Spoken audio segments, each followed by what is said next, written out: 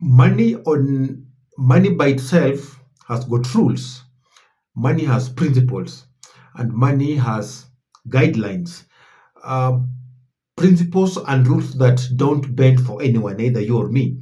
And when you ignore these principles and rules, the cost is not just on your wallet, the cost lies on your life. In this video, I'll show you six or seven financial mistakes that people make over and over again, and how those mistakes really cost them, and how you as an individual can shift your mindset so that you never fall for those mistakes again. Let's keep this party started. Mistake one: giving money to a friend. Let's break this down and reframe giving money to a friend and expecting it back. The worst financial mistake you'll ever make is giving money to your friend and expecting it back. Point one: there's a hidden cost of generosity. When you lend money to a friend, it instantly becomes tax on friendship. What you think is a loan, because you gave that money to your friend sees the money as a test of your generosity. So the moment you hand that money over, something shifts. You expect repayment. Of course, you gave them the money. They expect you to understand. There's the emotional debt. The debt collector in this case is not you, but the disappointment that you have to go through. Every time, every time they avoid the calls, every time they delay the payment, or every time they seem to forget, it chips away at the friendship. What started as a financial debt turns into a relational debt. Tension starts, guilt builds up, and avoidance begins. There's the dignity dilemma. When you ask for your money back, they have to choose between two things. Number one, repay the debt, or number two, protect their dignity. And in most cases, they'll always choose to protect their dignity by avoiding that conversation and eventually avoiding you, the individual. But there's a mindset shift. The only way to win this game is to change how you think about giving money to your friend. Rule number one: only give money, only give money or what you are 100% willing to lose.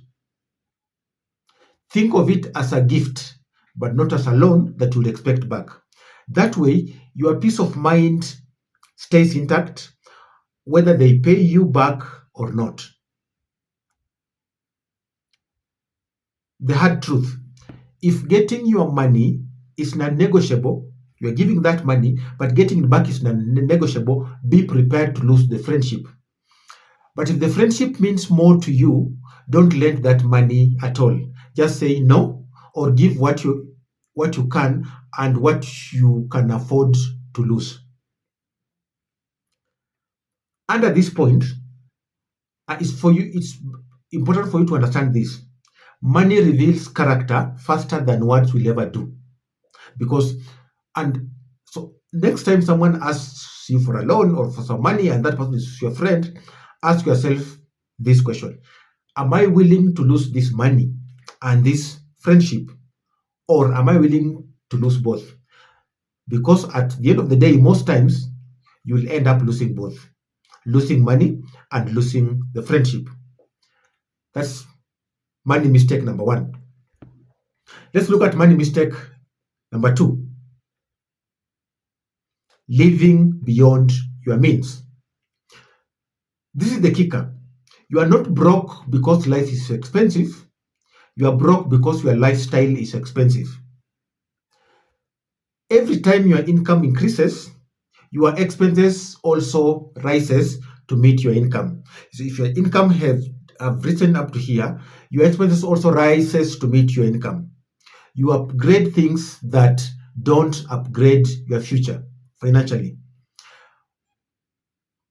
People spend money to look rich, not to be rich.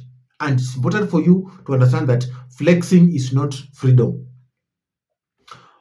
Growth doesn't start when you earn more. Growth starts when you start managing money better. There's a mindset shift. Don't upgrade your lifestyle, but upgrade your investments. For example, if more money comes in, unexpected money comes in, channel that money to an investment, to an asset that will give you money in the future rather than using that money to buy a liability that will make your life more or less to be the same. If your money doesn't buy you time, doesn't buy you peace, or doesn't buy you opportunity, it's buying you things that lasts. It's buying you liability. Money mistake number three, financial mistake number three, saving without a goal. Saving is good, but saving money without a goal is like running on a treadmill. You just keep going. You are sweating, but you are not going anywhere. You are saving, but why are you saving? Without direction, your saving becomes an excuse fund that will that you'll use to buy impulse things, impulse expenses. Money without a mission loses motivation. So label your savings as either emergency fund, investment fund, opportunity fund, or particular fund. So that when when money knows its job, it will behave differently. But when money doesn't know its job, it will go anywhere. If it's not allocated somewhere. There's a mindset shift. Don't just save to feel safe, save to build leverage. A call to action. Every shilling should be working. Employ every shilling. It's a saying that says that you are poor because your money is not working for you. So that if your money is not earning, it's learning, but never sleeping. So make your money to earn or to learn, but not to sleep. Employ it on a full-time basis. Mistake number four, using debt to fund lifestyle. If you're borrowing to look rich, you're already broke, just on delay. Look at this. Debt is not evil. The problem is using debt to buy liabilities. And liabilities are things that take money away from you. Phones, vacations, clothes, and other things that don't bring money to you, what we call assets. And we call these things lifestyle debt. So lifestyle debt will keep you working for the past and not building the future. Good debt multiplies value. It buys assets, it buys skills or income producing tools. So always ask yourself this question. Will this debt pay me back? Or will I be working in future to pay for that same debt? What is the mindset shift? Debt should be building your future, not decorating your present. A call to action. Borrow for creation, not for consumption. If it doesn't pay dividends, it pays stress. It will stress you in the future. Money mistake number five, delayed investing or delaying investing. Many a times we make a mistake of waiting to have enough before you start investing because enough never comes. People think they need more money to start investing, but the truth is you need more time, not more money, because time compounds. Every month you wait, you lose the ability to grow. You lose potential growth because money compounds. I'll start later. I'll start tomorrow. Is how dreams die quietly. So start small with whatever amount you feel is small, just start. It compounds over time and it helps you to build a habit that you would never have built if you had not started. So the mindset shift is don't wait to have more. Start so that you can have more. They say there's this saying, and they say the best time to invest was yesterday. The next best time to start investing is right after this video. Mistake number 6, mixing emotions with money.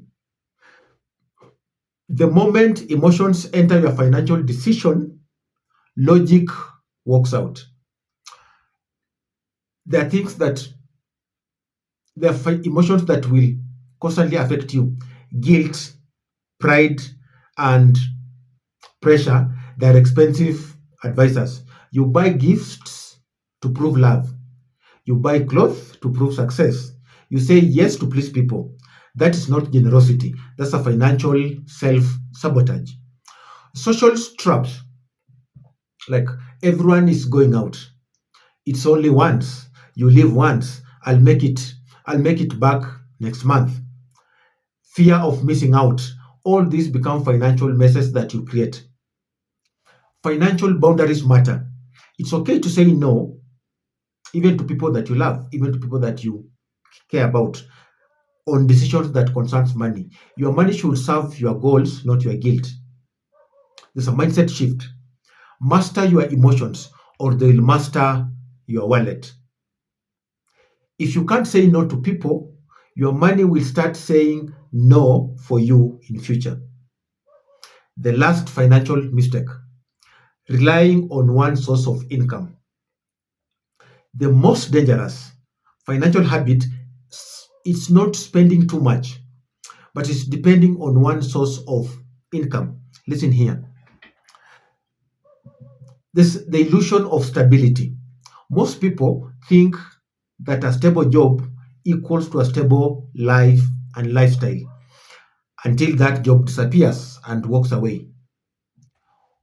One paycheck, one client, one business line means that one small crisis away, you are always one small crisis away from financial collapse. In today's world, a single source of income is a single point failure.